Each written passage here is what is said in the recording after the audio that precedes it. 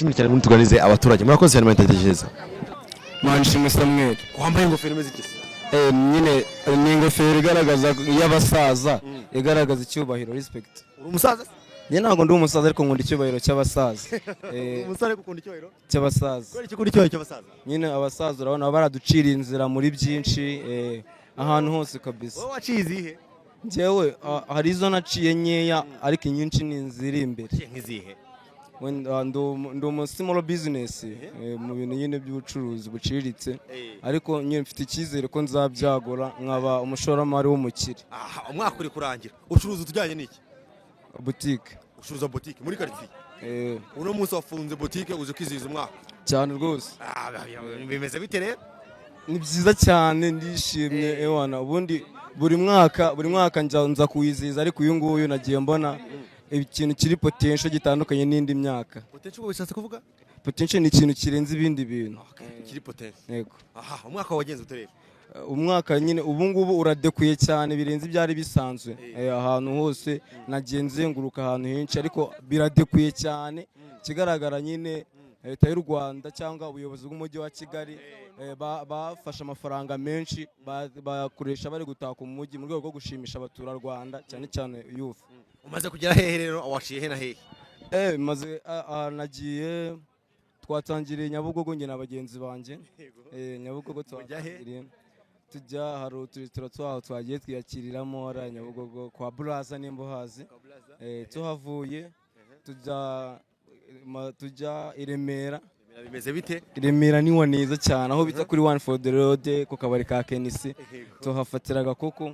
tuhavuye turazamuka tujya hano kwa Makuza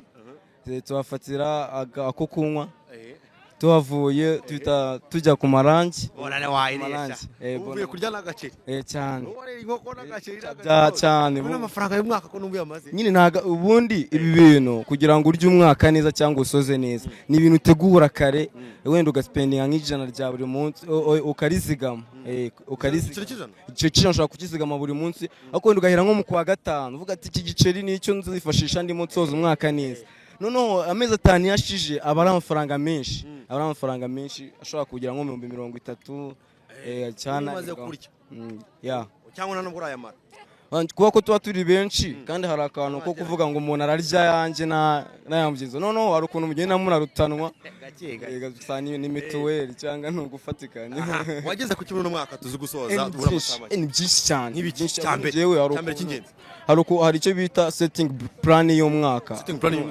ukuntu umuntu asetting ibintu akavuga ati nzagera kuri iki kintu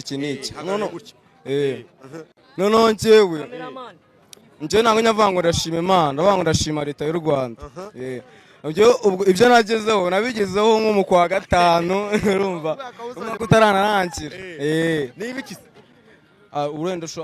nimba wenda uri mu small business uravuga ati nzabyagura bive ku gishoro kuri capital nengeye mbigeze kuri iyi neye noneho wenda ukavuga ati hari ibintu hari icyo bita transport ushaka kuzagura nk'ikinyabiziga kizamfasha mu gutranspira byanjye ko ntabwo confirma ko nakize kwa gukira biterwa naho umuntu ashaka kugera biterwa naho umuntu ashaka kugera nyine naguze icyuma mu kanya cyo kubaga ikize yego wakoze kugura icyuma yego rata kunze ziza wari kumaka kugera uri mu mwaka wageze ku kangahe kwijana ntabwo ni ibirari birenze ijana ku ijana ngiye byararenze natatse ahubwo natatse n'iby'undi mwaka wundi muri setting plan yanjye njye 2026 nayinjiyemo nabyinjiyemo kambwira neza aho kantu setting plan yawe uyu mwaka uwo uri mu mwaka njye na business mu bijyanye na business ndi muri 2026 wewe uri imbere mu Banyarwanda uri imbere y'imyaka 2 kumwe